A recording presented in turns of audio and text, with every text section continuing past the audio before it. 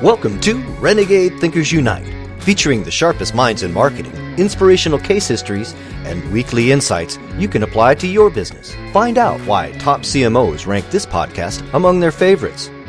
Now, here's your host, Chief Marketing Renegade, Drew Neisser.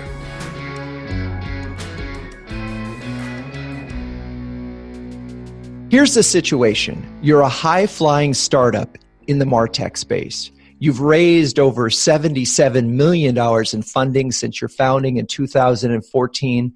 So you're obviously doing something right, if not a lot of things right. You've secured thousands of customers in over 100 countries, and you're in good with Google to the point that they fully endorse your product. And you have a semi-descriptive name that isn't all that bad compared to a lot of the bizarre ones that come out of Silicon Valley. And that name was ProsperWorks. Yet, in 2018, that company changed its name to Copper. Yeah, like the metal, copper. And just in case the name change wasn't enough, they relaunched with a new brand color, pink. And to me, these were definitely renegade choices. So naturally, I wanted to talk to the CMO behind this initiative, and that's Morgan Norman. Morgan, welcome to Renegade Thinkers Unite. Hey, big thanks, Drew. It's great to be with you. So I watched a video of you explaining copper, and I became fixated with your glasses frames. I got to know, where'd you get those? So glasses is like a wardrobe. I'm a huge fan. I actually love this boutique brand called C Eyewear. They're all made out of Detroit. I used to be a Warby Parker fan, still love them. But they do a limited edition frames. They're totally cost effective. They have pop-up stores everywhere. I love them to death and the colors they bring to it. Damn, I wish we had recorded this episode a week earlier because I just went to Warby to get my new one. So anyway, missed that. Now, now that we've covered the important stuff, I have noticed of late, I started listening to some back episodes of the show, and I've been all business. So if I can, I'd like to ask you a couple of personal questions just so we get to know you a little bit better. Are you ready? Go for it. So what's your favorite show on Netflix? Well, my favorite show right now is the marvelous Mrs. Maisel. It's amazing. And I'm absolutely addicted. Absolutely addicted. Are you watching season 2? I'm on season 2, and it's got a little bit of New York flair. It's got some amazing humor, incredible wit. I just think it's absolutely brilliant. You know, it's funny. We watched, I think, episode 4 last night, and what we were blown away by is the art direction. The production values of the show are phenomenal. So, it's funny you say that because I was actually watching it with some other marketers the other day. They came over for a dinner party, and we said the same thing. I mean, the colors they picked, how everything pairs well together, it's absolutely mind-blowing. Half the shots could be a photograph. I agree. It's true. Yeah. And it really, maybe because we're in marketing, we appreciate it more, but it was like, we were just, my wife was in advertising as well for years, and just, it was stunningly beautiful, but it was quite artistic. Okay. So, have you read a book recently that blew your mind? The latest book I read was actually on a business side, was Teen's book from Zora. I worked with Teen, obviously, on subscriptions called Subscribe. So obviously I was a big part of developing some of that messaging with Teen. I learned a ton of things from him. And it's really about the future of business. And I wanted to figure out how he was telling that modern story now since I'm no longer with him. There you go. Okay. Let's see. Do you have a superpower? I think my superpower, strangely enough, is dyslexia. I didn't realize I was dyslexic until much later. It helped me really understand how to cognize stuff in a different way, but it helped me understand how people saw information and how they would some people were auditory, some people were visual, some people had to do it themselves. And this really transformed how I market, how I create materials, and I have to think a lot about that. So it's been an incredible gift. I think a lot of dyslexic leaders and folks have talked about that, but that's what I'd say my superpower is. That's really cool. It's funny.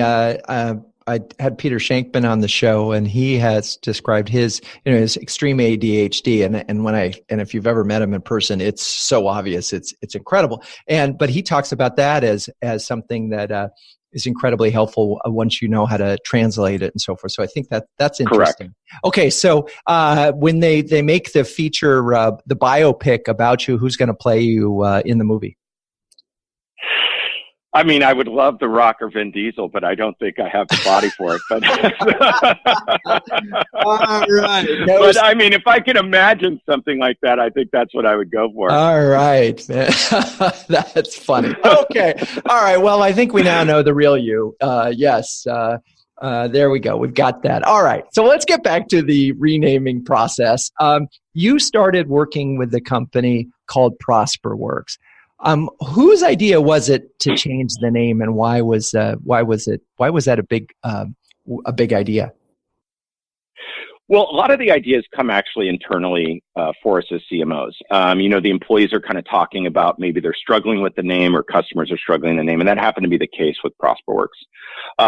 So that was one piece. The other piece is, as I did a lot of research in it, it was hard for people to remember the name. It was hard for people to pronounce the name, especially as the company expanded internationally.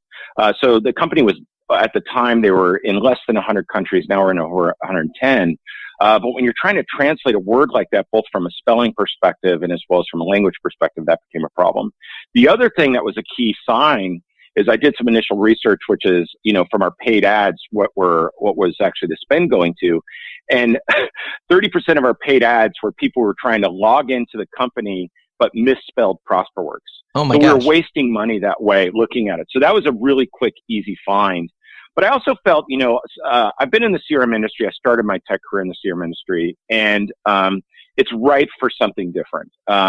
There's a lot of tradition in B2B, and I thought we could do something quite unique that expressed how unique the product was. So, and that's cool, and it makes sense. It's usually with names, shorter is better. But typically one doesn't just come across the Copper as a URL suddenly being available. I imagine that was an important part. Which came first, the decision to make the name Copper, or hey, we can get this, we can get the URL? It's a great question.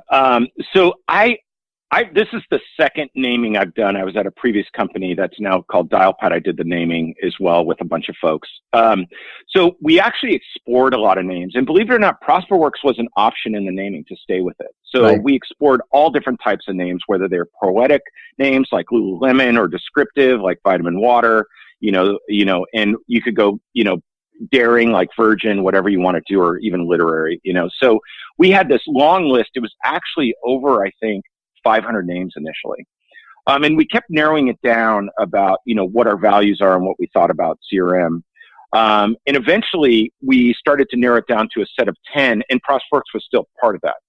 And then slowly, as we were creating the brand, the name didn't fit the brand, because we were doing both in tandem. We were doing the naming, and we were looking at complete color palettes, about industry palettes, mood boards, and suddenly the name just didn't fit. Right. And that's when we really made the call to switch over. Interesting. So, yeah. So, and that makes sense. You just sort of look at it and you go, wait, that's not who we want to be. That's not who we are. So you say, all right, we need to change the name, big decision, but the actual identification of Copper. Because you're right. So, because I've been through the naming process a zillion times, it's my least favorite part of marketing, because there's absolutely this, that it can be arbitrary. You get a perfect name and then you can't trademark it in the countries that you want to use it in. You can't get the URL, and so it becomes a sort of a balancing act of finding a right name, trying to get the URL, all of these things. So, how do you get to Copper? Yeah. So, on that, I agree. Naming is, I would never wish it on anyone. No one actually, you're always going to have people who hates the name until the name has association. And you could pick every name you want, and most people go like, it's an awful name. And some people actually like it. So what we did is, obviously, we narrowed it down to about 10 to 12 names, and we started to do exactly what you said. We did knockout searches. Can we trademark? Is the URL available? Would we go with a .com or an alternative? And strangely enough, you're looking at cost. If you look at I've heard stories like companies like Ring, they're paying millions for their name. I think Purple Mattress was another example, and we didn't want to spend that kind of money. So Copper was available. And, it was a very unique name for the CRM space. And we found out from a knockout perspective, it could be leveraged, Copper CRM, Copper on its own. So we also looked at the cost of the URL, and we looked at knockout searches, like could we own it? And then we looked at it also from an SEO perspective.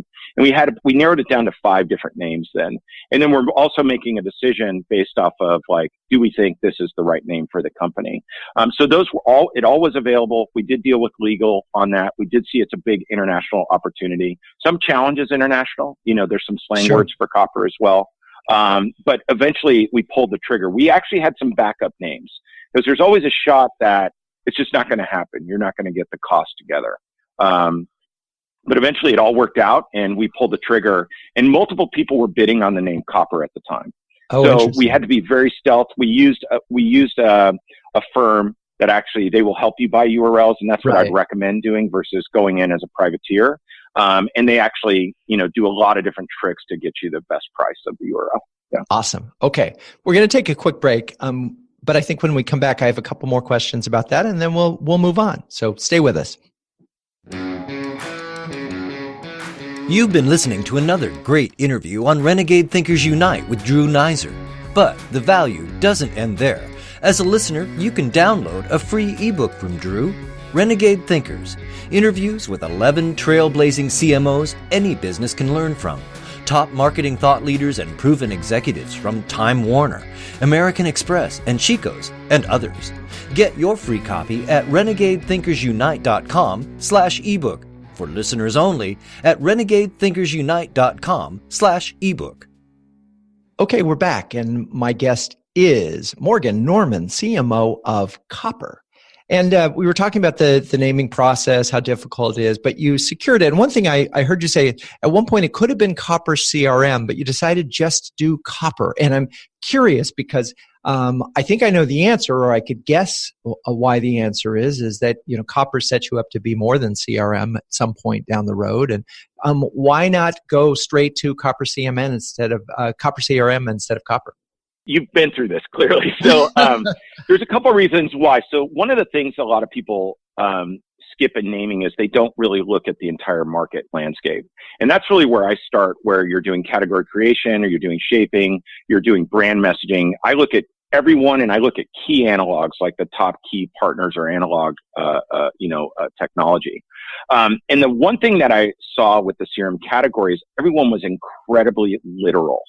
If you look at I'm fans of a lot of the stuff they've done, like Salesforce. It was like base CRM, Sales Loft. Everything was this very literal version of CRM. And things don't need to be that way. It was less modern versus like how you think about like a Zendesk, if you will.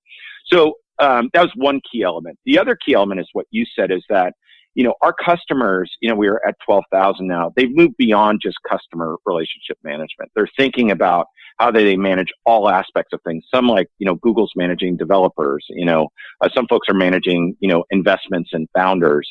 So there isn't no longer this kind of like acronym of a category, that was necessary for us. And I also felt like the category is going to shift as well. And that kind of leave it alone is Copper. Yeah. So one other little thing I noticed is that, there's a colon in front of Copper. What's that about? Wow, it's interesting. Okay, so you picked up on it. So there was a blend. One of the things that I really noticed in the space is there was a lack of human element across all the players. And this is something we really pushed on from a brand is that I thought that the users of CRM were very different today. And I think we see this in the workplace, like this millennial group, or even the group, behind the millennials. They operate differently. They think differently. They relate to technology differently. Most of them were raised on Gmail. That was their first email platform. And so they challenge companies in new, unique ways. And they don't necessarily relate to technology that's top down. They don't really believe, companies should be that way. So what we wanted to do is build towards what were the ultimate end users, including, baby boomers in there, that, the people are the most important assets for building relationships. So the colon symbolizes actually relationships to people. And it's interesting you picked up on that. And if you look across the brand as well, you'll see a lot of plays with that. And there'll be even more coming up as with how we wanted to leverage that. We also love playing with typefaces. I think it's something I've always wanted to do with a brand, but the 2 dots really represented that for us as a company, and was a really exciting moment when that logo came together that way. Very cool. Okay, and I've seen you answer the question of why pink, as well as, and I noticed in a Q&A that your employees did, but give a quick, I mean, obviously it's different than anybody else in the category. It's bold, it's bright, but it's I would say it is one of those colors that has, that could be probably not divisive, but it's certainly shocking, right? Yes. So this, I think one of the best things anyone could do in a rebrand is line up the core colors of, like, whether you have your blues, you have your reds, you have your oranges, you have your greens, you have your yellows, and then put everyone's logo under each one of those colors. And generally in B2B, sadly, you're going to see under blue, you're going to see everyone, and it's going to need to go to the next slide and the next slide. Everyone uses the lovely world of blues and enterprise software. And we looked across all of these, and there were some common patterns in orange that some people we play with, like HubSpot. There were some other companies that played in there as well from a CRM perspective. And when we looked at all this opportunity, the area where it was wide open was this magenta, this pink. Got it. And no one had done it. So that was one reason. The other reason is, like, it's gutsy, it's more modern, it's fresh, it's different. It brings a different air to things, a different expression to things. I think some people actually really absolutely love it after a while, and some people are like, wow, that's intense. But that actually was the goal. The goal was to be, something radically different that you wouldn't see in CRM if you stack this all against each other. And as they say, go big or go home. And, if you're going to bother with a rebrand, don't come out softly. I mean, you did a number of things. You have a name that's unique in the industry. You got that little colon, and then you have pink. So those are big, bold things. So that it's hard to ignore, which is really cool, and that cuts through. So here's the next part of this is really, all of that is a coat of paint, in the sense that if the service and the product are exactly the same as they were, did you at any time, were you able to include anything new about the brand when you changed the name? Yeah, I love that you said that, by the way, because a lot of people think a brand is like logos and colors, and that's not really true. I think that, we overhauled every different aspect of messaging, and I'm going to go into the product as well. And that informed the product, not only what it is today, and how we communicated with users from this first time experience, from ads, from existing content, but also too, it informed the roadmap, what we wanted to be. So when you go through this brand exercise, you're learning a lot about what people believe, you're learning about what customers believe, and you're seeing opportunities kind of surface in new, unique ways. And so what's happened with us since then, our roadmap has changed in a really fresh, really future-based way that people were wanting from us. And the company was always based in innovation, doing things with Google, and that CRM for Google. But this is now pushing it. You're going to see some things that's going to push it in a completely new way around relationships. And that's really what percolated out of that. Of course, there's colors in the app, and there's, changes of, how people kind of onboard, and different language changes how you communicate to users or every touch point. And that's fantastic. But there's another piece, which is, how you want to shape the category to kind of benefit, all your users, all your companies, help them grow. And I think that's really important with the brand. And most people, they kind of think it's like colors, but it's so much broader if you bring everyone involved in it. If every point of the organization can kind of help you shape the new direction of the company, because all companies are evolving, endlessly. Excellent. And that really helps. And I imagine, was the line CRM that works for you new as a result of this rebranding, or had you been using that before? So we have used it. We had always talked about a CRM that works for you. We had not used it from a campaign, and we had actually, it's not actually our main campaign we went out the gate with. Our main campaign, we basically did billboard takeovers and digital takeovers in was basically CRM minus the bad stuff. And we basically said CRM minus the bad stuff, minus the sticker shock, minus the data entry. And we went so on and so on, right? The long implementations, and it showcased people and products. And what that was based on is actually what people said to us, is what they really didn't like about, not just CRM, but enterprise technology. Like, why does it take so long to go live? Why is it so expensive when things shouldn't be as expensive with all cloud technology? Why is it so hard to use? Why am I still doing all this stuff that should be automated for me? So that was the campaign we went out the gate with, and it got a really lot of pickup for us and made a huge impact. And I always recommend, if you're doing a rebrand, come up with several different campaigns. But the concept of CRM that works for you is because that was really the DNA of the company. The DNA of the company was to automate all data entry from CRM using Gmail and G Suite and Drive. And that's the core why people kind of come to us, is they don't want to have to intercept. They want to focus on like this type of stuff, building relationships with people. So it's something we've used. It's something we'll continue to use. We might pivot a little bit off of that because we'll always refresh campaigns that we go after. Yeah. Okay. So you've launched this thing, it sounds like in a big way, but I want to step back. Before you went live in July of 2018, how much time did you actually spend internally getting everyone on board, excited, sort of invested in the new name and the new logo? Yeah, and probably the most important factor of any brand is exactly what you said, any brand cut, whether you're doing a refresh or whether you're doing anything new, whether it's a name change or not. And I think this is a huge mistake everyone makes, is they go off, they don't involve anyone. So what we started with is we did 140 interviews internally. We did probably about 30 customer interviews, maybe 50 customer interviews.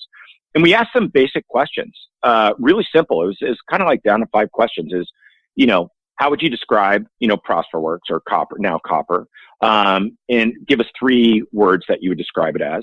What do you think of the CRM category? What do you think of the industry? What do you think the value is of Copper? And there were some other nuances. And we did that and we recorded these. And then we compressed these all into like this massive document, and we started analyzing patterns. So that was the first piece. The next piece is we started to give people along reviews when we were going through some of the design cycle. But the challenge when you're doing a brand cut, the design and a lot of the color palettes and photography and everything, it doesn't come together till the very end. So you've got to kind of narrow that down because people start to get very worried. They're like, oh, this is going bad. It's gonna end okay. So we started very broad. We opened it up that we were doing this. We talked to employees. We presented that we're doing the rebrand, that we're researching names, and we haven't decided this. We did surveys to them. We did surveys actually to broader groups, groups that weren't customer of ours, and we presented that back. And then ultimately, we started showcasing them along the way. The last piece, sorry to go on this, is that you'll notice actually very early on in the year, you'll see me start to author around this category creation, around this relationship management, relationship era. And all of that kind of percolated from those interviews about what people wanted out of CRM. And so that messaging started right when I arrived. And so by the time it unveiled, it was like, oh, I get it. Of course, if we're thinking about this relationship era, everyone wants to build lasting relationships. That's how companies live and die. Everyone's involved and everyone's a relationship maker in your company. And then logically they went, oh, of course, it makes sense that we would change the name, these colors, and this is how we think about everything. Got it. Interesting. Okay, we're going to take a quick break and we'll be right back. Did you know that Renegade Thinkers Unite was ranked number 2 of the top 10 podcasts for CMOs by Crackerjack Marketing? Wow, we're really honored. Now, we couldn't do that without amazing guests, and we've had some amazing CMOs on this show, and also terrific listeners like you all. If you like what we do here, please subscribe on your favorite podcast player. That way, you'll never miss an episode. Also, as a special thanks, I'd like to send you a free ebook on Renegade Thinkers. Now, for that, just email drew@renegade.com. Now let's get back to the show. Okay, we're back, and my guest is Morgan Norman, the CMO of Copper, not the metal, CRM platform that works within the Google world. Now, you mentioned, okay, so you've got this idea, you've got your, the color palette comes in last, and there's certain things that, what I love about the process that you described is you involved a lot of employees early on, so they knew something was up. So that was really cool. Once you had settled on the name, the design, the pink, how much time did you have before you announced it to get employees involved? Yeah, so to be truthful, it got very dicey. And it's always been that way for me. I've never been in a good place when you're doing a full rename and brand. It's like you're always in a rough spot, and the team's kind of stressed out from a marketing design creative side. So we didn't have a lot of time, because the reason we didn't have a lot of time is because you're waiting to buy this URL. So you're playing in tandem. The colors are going to be determined by what name you pick, right? So we're waiting in the name. So we're negotiating this, and at the same time, we're exploring 3 different color palettes. And then ultimately, we get the green light there. We go into the first thing is like just colors, logo creation, and we're showing that to the employees. Here's the palette we're thinking about. But actually, then we had to go dark because we had such little time to get the designs out, and we had to hit this milestone, which was Google Next. And so we had to hit that milestone because we were going to be on stages at some of the Google events. We're unveiling it. It was all planned. Our booth was actually already going to say Copper. So we just had to go dark and unveil it. So that was a problem. I would have done it differently next time. And so we went from design to meaning like concept, high fidelity colors to website. We did that probably in 7 weeks. Wow. Okay. That's really fast. Yeah, but what I think is interesting, really fast. Yeah. And I get the Google Next, because there's your target and there's your community and they're right exactly there. And when you launch, you need to launch with the family, and you need to do it in as big a way as you can. So I get that as a deadline, and that's a great little punctuation point. So, and allows us to talk about the launch of Copper. So you unveil this thing at Google Next, and there's a lot of people going, what? Wait, who? ProsperWorks is Copper? What's this company? There's a lot of confusion, I would imagine, right? Because there's this new company, and who are they, and so forth. But it's the right people who are going to give you the benefit of the doubt because they're your users, and in theory, that's how it worked out. I don't know. Talk to me. What happened at the launch? Yeah. So launches are, they can be absolutely exciting and totally terrifying. So, so the launch, luckily we'd been prepping admins, and been, kind of letting them know this rebrand's coming, this naming's coming. And, there were some areas where we made mistakes, like we were sending emails, but some people were unsubscribed, so they didn't get it. So there were some mistakes we made there along the way. But the launch, what we did is we did plan it around a PR event. I always believe in launching around an event, a physical event, because it helps also employees make it physical. It helps customers make it physical. And so we did launch at Google Next. We launched with several different press releases about the existing name change, several different kind of blog articles about why we were doing this. We published this to existing end users. They got in-app notifications and so forth. But the real part of the launch was just explaining why we did it to our users and to our customers. And most people actually loved it.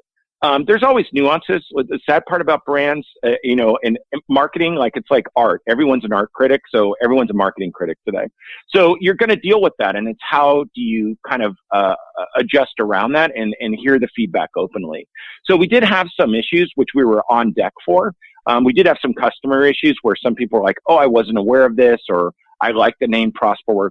And so we just mitigated that, managed that from a support side. But from a PR perspective, using Google Next as a platform, or using any event as a platform, doing several different press releases and like content around it is really what helped us land this so quickly. And it was pretty much smooth sailing. We didn't have any product issues. We didn't have any website issues at launch. We were good to go. Well, a couple of things come to mind as you're talking. One, it is an interesting test of your customer, not just loyalty, but their appreciation of your brand, the essence of the brand as opposed to the name of the brand. And those things are often hard to separate. So that would be number one. But number two, an advantage that you have versus, say, other brands that are not software companies where a product is sitting on someone's desktop or mobile application is that you can push the name right out there. So all your users, almost the next time they log in, it's wait, it's not ProsperWorks anymore. It's Copper. So that's a real advantage, at least for your existing customers. You launched it in a big way. Talk a little bit about I did see one of the billboards. You mentioned a digital takeover. Talk about the media exposure. How do you then, all right, we still want to grow our business. We've dealt with our current customers, but we need to grow a business. How did you use this relaunch to sort of generate additional interest in the brand? Yeah. And so once we got live, you've got to figure out how to land this. And digital is a great way where you're first testing digital ads. And that's what we did. We first tested several different ad campaigns. And one of them was CRM minus the bad stuff. And we had like 5 variants of it, which eventually became our billboards and Metrolite bus stop campaigns as well. So that was the first thing we did. And we wanted to see how people responded, what colors they responded to.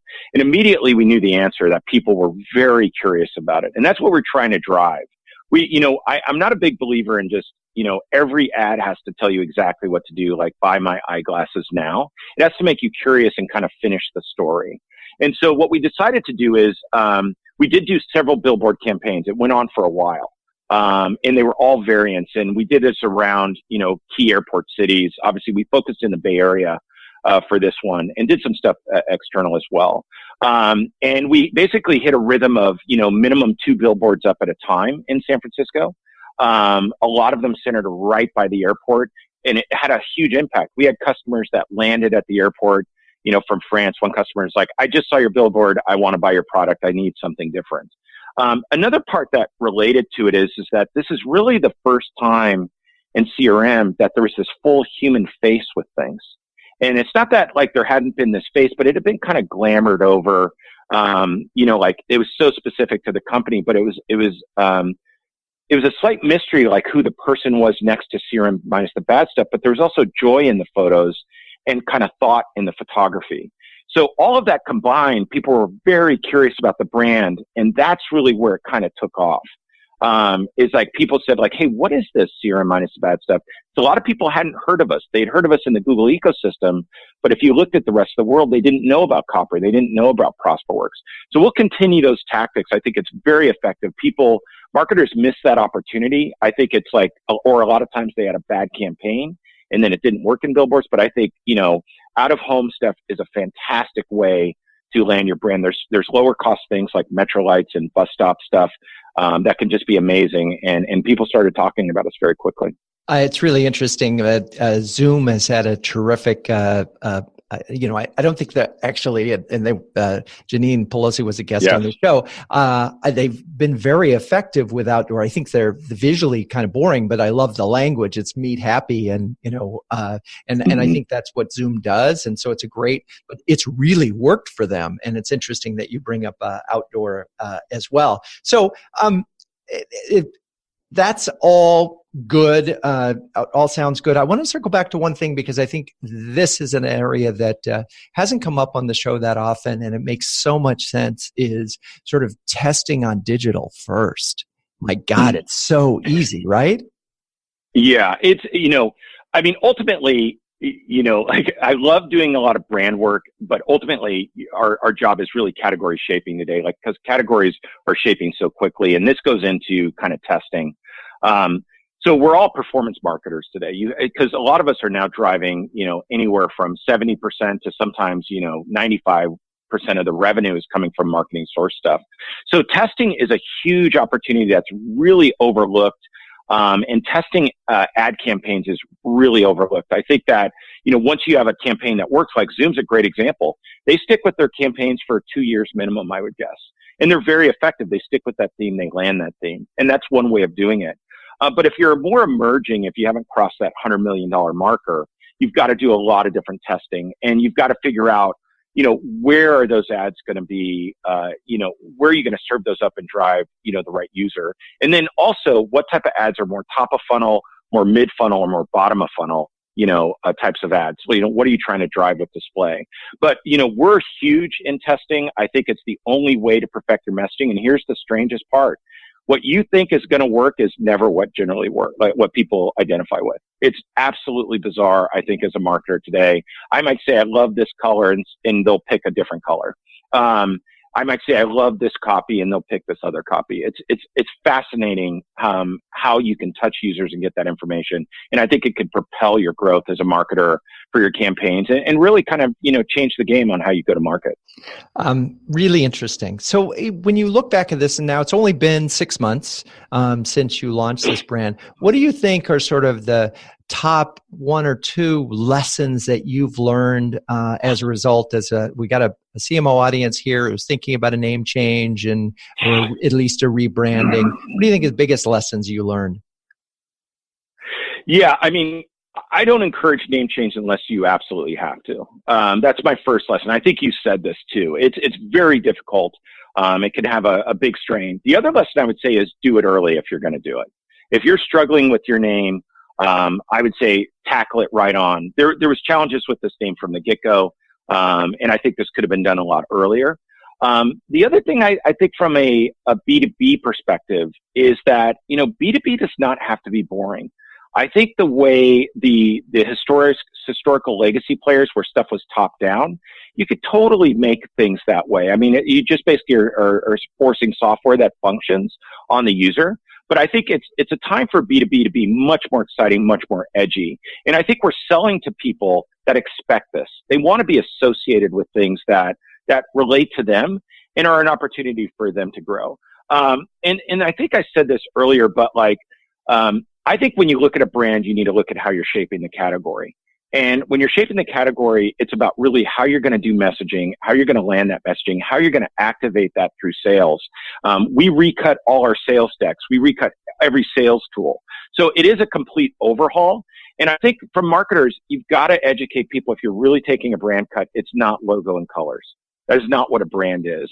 A brand is so much more than that. And I think you've discussed this as how people interact with the product. Every touch point a customer thinks about, from your help center, from your support responses, from your voice and tone.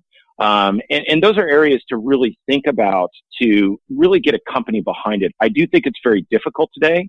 And I'm going to plug something that is really controversial to say, is that I think when you're working with agencies, they're only as good as your team. And I think when I talk to a lot of CMOs, or marketers, and they're strong. But if you don't have a strong foundation, if you don't start that research before working with any outside agency, you're not going to get the product you want in the end.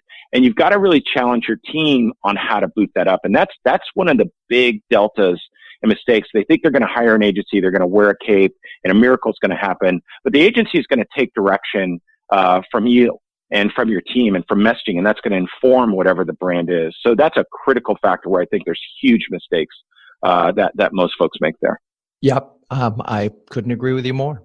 So this has been great. And I think this is a very informative and an inspiring thing. I think the fact that you're driving 70+% of the leads through marketing is I think a lot of the CMOs listening are going, wait, how big was that number?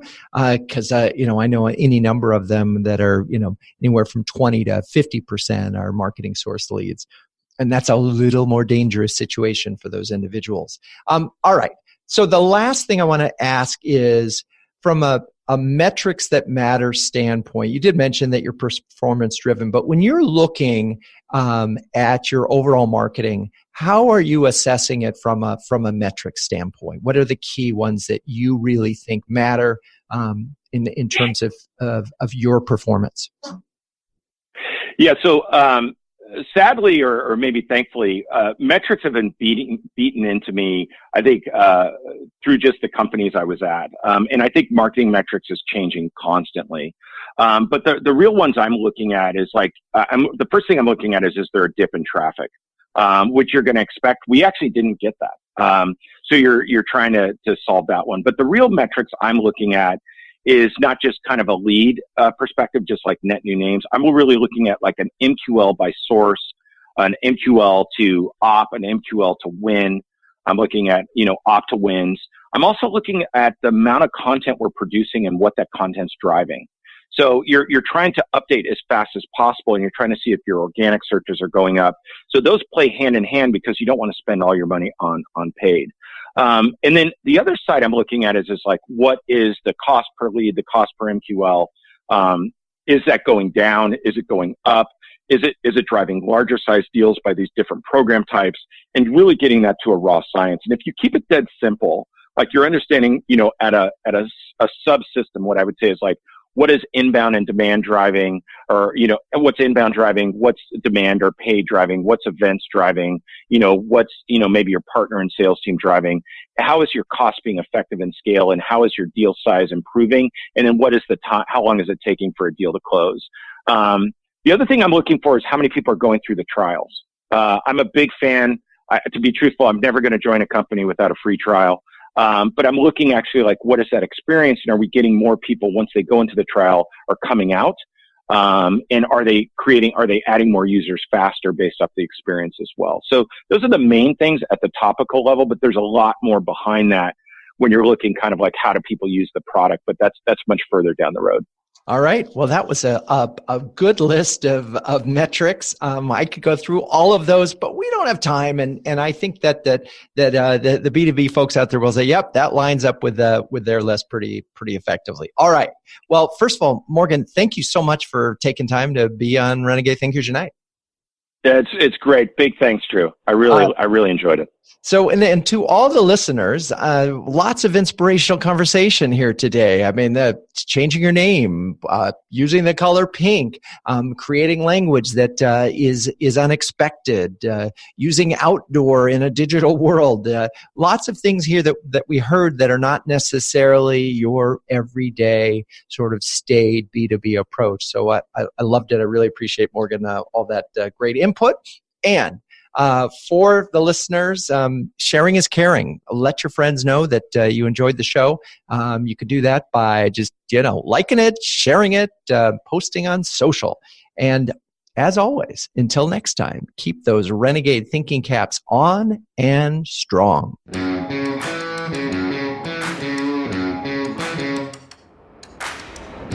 This has been Renegade Thinkers Unite, but it doesn't end there. Just go to renegadethinkersunite.com for more and subscribe to the show. That way, you'll never miss an episode.